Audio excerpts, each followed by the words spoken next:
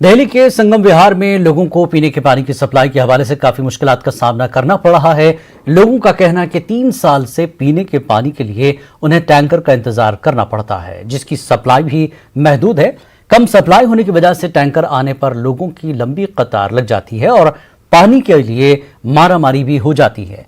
लोगों का इल्जाम है कि हुकूमत और इंतजामिया की जानिब से इस मसले का कोई हल नहीं निकाला गया है।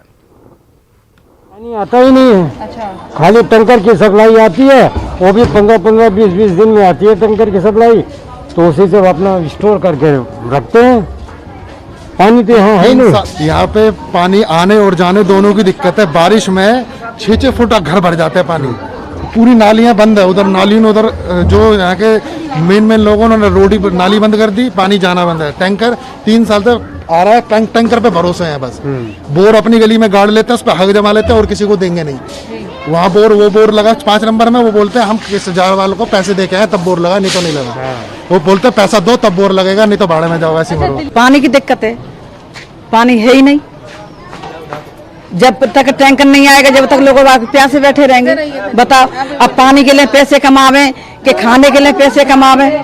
आदमी की इतनी कमाई है नहीं। कोरोना काल में 2-4 हजार रुपया कमा ले तो पानी के दे दे, खाएंगे का पेट में? इतना दिक्कत है कि बच्चे छोटे हमारे, हम लोग कहाँ पानी लेने जाऊँ? आदमी को नौकरी है नहीं, एक दिक्कत है पानी का। गाड़ी में आता भी लेके तो मुँह देख देख पानी देते हैं। बताओ क्या करें हम लोग? आता ही नहीं है, बोलते हैं इस गली का नंबर ही नहीं है। हम 7 नंबर ये गली का हम लोग हैं, नहीं आते ही नहीं। हमें तो कितने साल हो गए पानी मिल ही नहीं रहे। बोर का मिल जाते ठीक हुआ, 1.5 महीने में बोर सही हुआ तो थोड़ा बहुत पीने का हम लोग मोल खरीद